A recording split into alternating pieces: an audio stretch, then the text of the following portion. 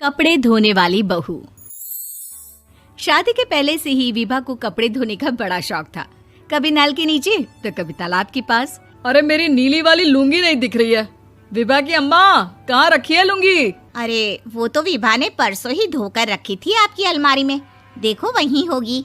वो ना मैंने आज धो दी, मुझे लगा कि गंदी हो गई होगी। अरे कैसे गंदी हो गई थी? उसे तो मैंने पहना भी नहीं। हे भगवान, इस लड़की के कपड़े धोने की आदत से परेशान हो गया हूँ मैं। जितना तो घर में राशन नहीं आता, उससे कहीं ज्यादा डिटर्जेंट पाउडर का खर्चा है। इसकी शादी करवा दो, शादी जाए अपने घर में ही करे काम, फिर चाहे घर के कपड़े धोने हो या पूरे गांव के। हाँ ठीक बोल रही हो, देखता हूँ मैं कोई लड़का। वो दिन भी आ जाता है जब विभा को देखने लड़के वाले आ जाते हैं। लड़की मुझे अच्छी लगी। होने वाली सास कहती है, बेटी अगर कुछ पूछना है तो पूछ लो। वैसे तो हमारी लड़की बहुत ही शर्मीली है, जो बोल दो वो मान लेती है, इसे क्या पूछना होगा। अरे कैसी बात कर रही हो माँ, मुझे इन लोगों के घर रहना है, सवाल तो कई है। हाँ हाँ बेटा, पूछ लो ना, क्या पूछना है। आप लोगों के घर कपड़े कौन धोता है? सास का मुंह बन जाता है। देखो, अगर तुम ये कहना चाहती हो कि तुम्हें कपड़े धोने नहीं आते तो सुन लो, कपड़े मैं ही धोती हूँ, लेकिन तुम्हारे आ जाने के बाद मैं रुमाल तक नहीं धोऊंगी। अरे चुप रहना भाग्यवान, बहू बेचारी घर आई नहीं, उसे डराना शुरू कर दिया। वो क्या है ना बिटिया, अभी तक तो ये कल्लू की माँ ही धोती थी, लेकिन अब तुम्हारे पापा तो दहेज में वॉशिंग मशीन देंगे ही।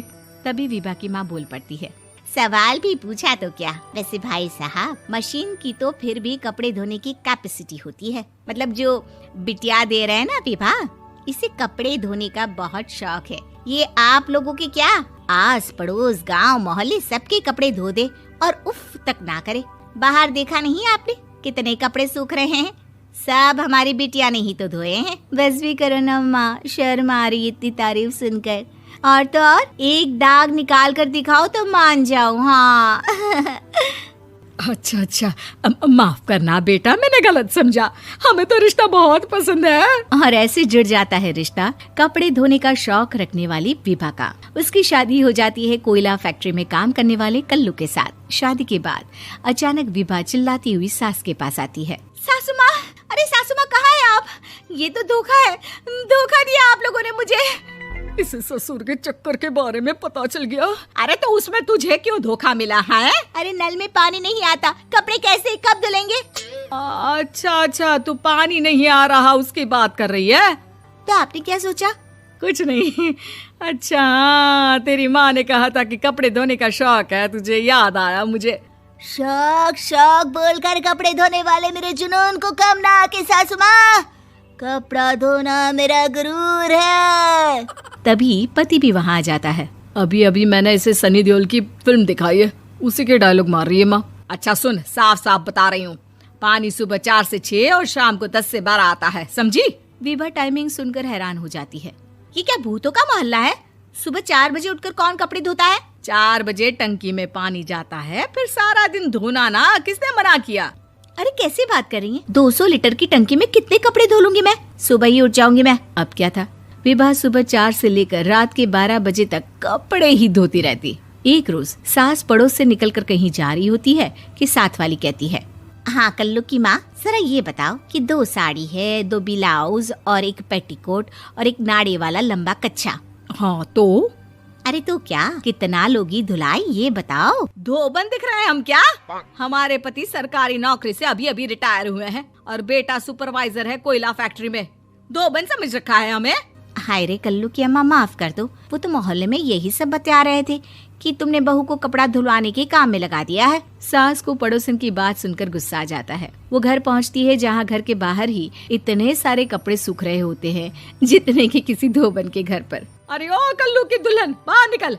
माँ जी यहीं आ जाओ, बाथरूम में चादर धो रहे हैं हम। अरे अभी हम धोते हैं, तुमको बाहर निकलो। ये आस पड़ोस वाले बोल रहे हैं कि हम बहू से कपड़े धुलवा कर उसे कपड़ा धोने वाली बना दिए हैं। अरे छोड़ो ना माँ जी, किन लोगों की बातों में आती हो?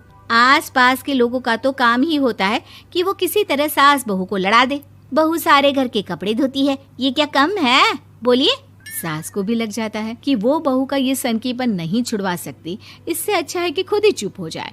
एक रोज सास और बहू मंदिर जाते हैं, जहाँ सास की साड़ी वहाँ खड़ी भीख मांगने वाली से मिलती है। माँ जी क्या बात है, आपकी साड़ी उस भिखारन से कितनी मिल रही है ना? हाँ हाँ देखो तो, दोनों की साड़ी मिल रही है। क्या बात है कल्लू की अम्मा, तुम खुद को तो अफसर की बीवी बताती हो और ऐसी सिंपल सी प्लेन साड़ी पहनकर घूमती हो। सिंपल और प्लेन नहीं है ये साड़ी। तो क्या सोने के धागे से फूल बने हैं?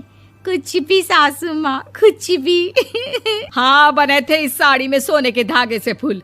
मेरे पति लेकर आए थे मद्रास से स्पेशली मेरे लिए 10,000 की। ताहे भाई साहब इस भिखारन के लिए भी सेम टू सेम साड़ी लेकर आए होंगे 10,000 की। सास उस वक्त तो कुछ नहीं कहती, लेकिन बहू के साथ घर आती है और अलमारी से एल्बम निकाल कर लाती है। ये साड़ी देख रही है, ये वही साड़ी है जिसे मैंने अभी पहना था। इस साड़ी में ये जो चमकदार फूल दिख रहे हैं ना, ये सोने के धागों से काढ़े गए हैं। लेकिन तू लोकल वॉशिंग मशीन ब्रश से घिस घिस कर सारे फूलों को निकाल कर साड़ी प्लेन कर दी। मुझे माफ कर दीजिए सासू माँ। और तो और, जब मैंने तुझे तेरी गलती के लिए कुछ नहीं कहा, लेकिन तूने तो सबके सामने मेरा मजाक ही बना दिया। क्यों? बहू को समझ में आ जाता है कि अब से उसका कपड़े धोना बंद।